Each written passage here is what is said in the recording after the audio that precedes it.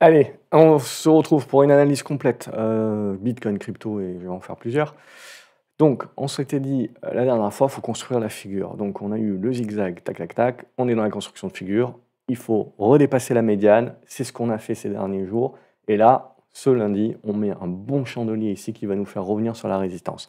Passera, passera pas, c'est la question. Même si ça passe pas, en gros, tant qu'on va être au-dessus des 68 000 $, maintenant, on joue le break. On joue le break pour essayer d'aller viser, pour moi, la zone des 80 000 $. Et après, voilà, peut-être qu'on aura une construction un peu intermédiaire. Je pense pas, voilà, qu'il faut partir en mode to the moon, et cetera. On est typiquement dans le type de figure comme ici, où on a une poussée, la congestion, le deuxième break. Donc la congestion, le break qui se fera ici.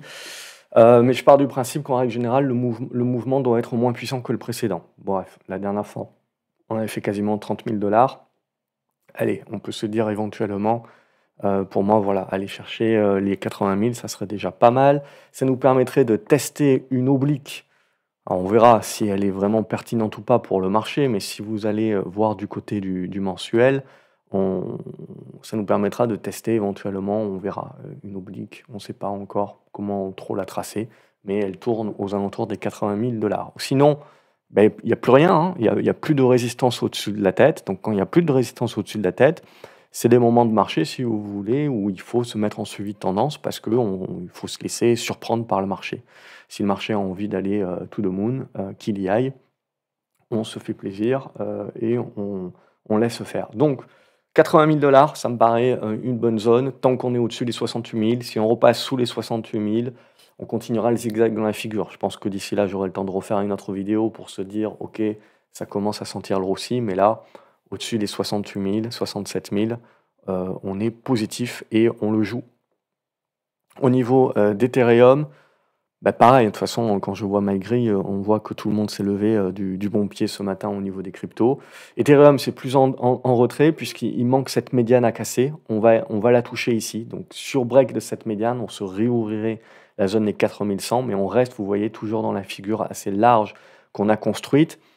Donc voilà, faut pas non plus avoir la certitude que ça va casser par le haut. Faut procéder par étapes. On est en attente, mais on se remet dans des bonnes dispositions.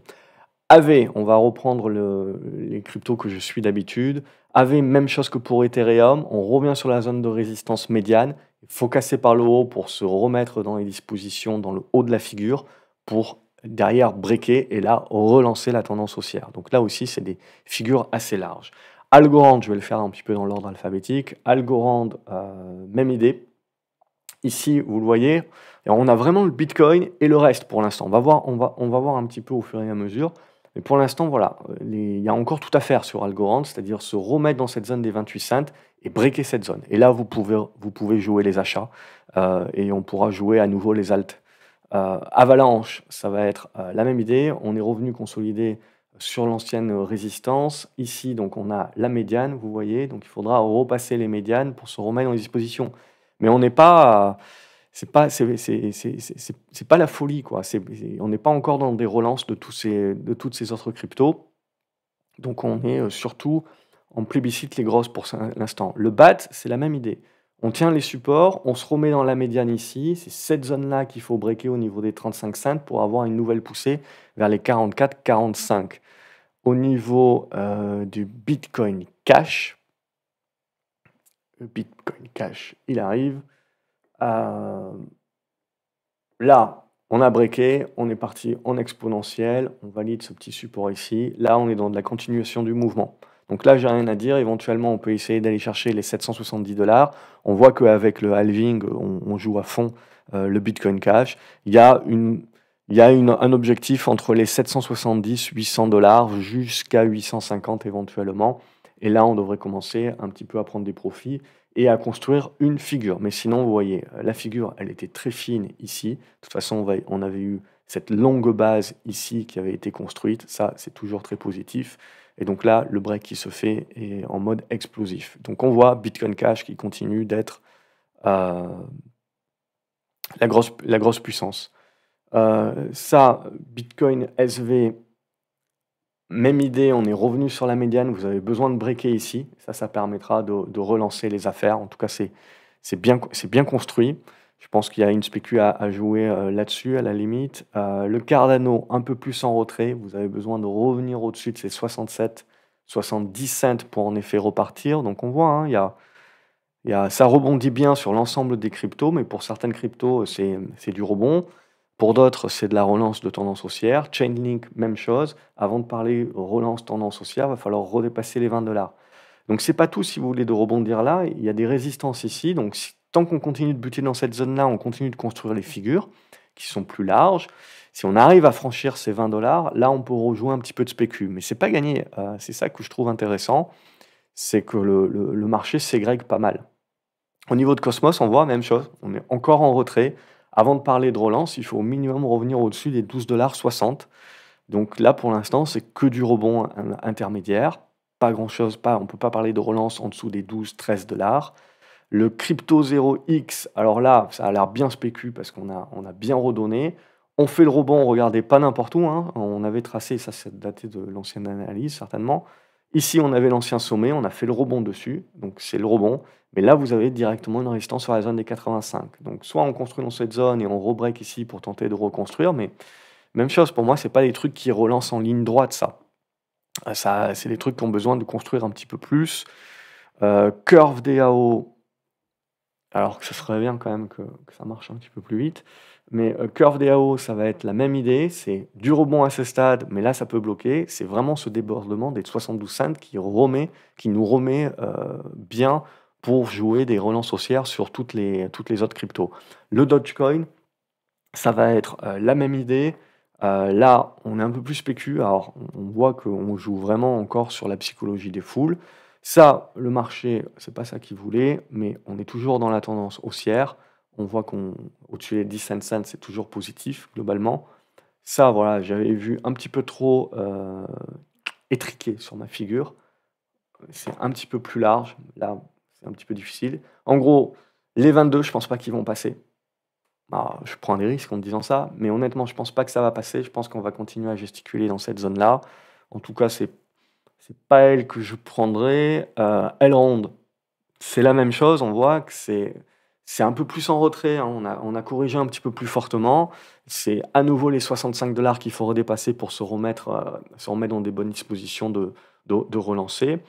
EOS, même chose, on s'est servi de l'ancienne résistance comme de support et on tente de relancer et on revient sur la médiane qui est ici sur les 1,12 $, 1,13 $. Donc ça, c'est le niveau qu'il faut casser.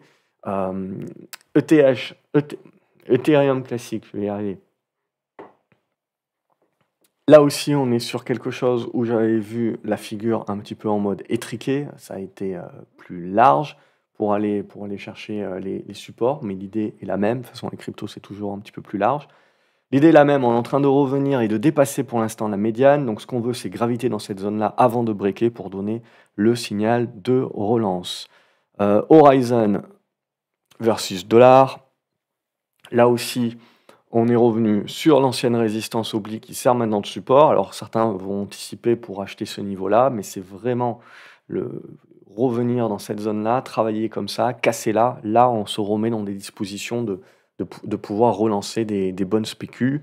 On voit, donc pour l'instant, c'est du rebond. À ce stade-là, il faut encore bosser. IOTA, c'est la même chose. Il faut encore bosser. La médiane est là sur les 37 cents. Au niveau de Litecoin, c'est la même idée, mais c'est mieux construit. Donc là, on est d'ores et déjà en train de se remettre en mode attaque. Donc, pourquoi pas relancer un petit peu le bon élève, l'ancien bon élève Litecoin, qui avait commencé à me refaire m'intéresser aux cryptos en début d'année 2023. Et c'était la pionnière à l'époque, puis elle a perdu de sa superbe. Et là, elle est en train de revenir sur le devant de la scène. Donc ça aussi, ça se regarde bien. Je pense que ça peut breaker et lancer les hostilités. Maker Dollar, elle a besoin de souffler, mais elle fait le job. C'est toujours bien haussier. Le Monero, qu'est-ce qui nous fait le Monero? Toujours mauvais. Donc rien à dire. Tant que vous êtes sous les 150 $, il n'y a pas d'intérêt. Le Nano, ça a l'air bien spéculatif. Alors je sais pas si PRT a les bons volumes ou quoi. À la limite, 2 $, vous pouvez jouer, mais je je laisserai de côté, c'est un peu trop volatile, ou alors c'est vraiment PRT qui a pas toutes les données et qui fait ce genre de mèche-là. Au niveau de numéraire dollars, cette zone-là, des 38 $, 39 $, si vous voulez jouer la relance, à breaker. Pour l'instant, on tient cette zone de support ici. Le Home Ice Go, qu'est-ce qu'on a sur le Home Ice Go? Même idée, on est revenu chercher l'ancienne résistance qui est bien support ici. Et il va falloir là aussi réussir à breaker ici, faire la petite conso, ou pas, hein, mais breaker ensuite la médiane là sur les 1,15 $. Et là, vous jouez votre relance. Donc si on a vraiment envie de voir un deuxième effet qui se coule sur les spécus au niveau de tout ce qui est altcoin et compagnie, c'est en gros, on voit typiquement, c'est les mêmes configs un petit peu partout, surf sur quelques grosses qui sont déjà bien engagées. C'est maintenant du rebond qu'on a en cours. Il va falloir bien voir sur les prochaines séances qu'on ne bloque pas, mais qu'on arrive à breaker pour se remettre sur les médianes, consolider un petit peu éventuellement. Donc là, c'est les zones d'accu. Et derrière, jouer le break. Et là, ça serait bon. Là, ça commencerait à sentir bon pour jouer le deuxième effet qui se coule.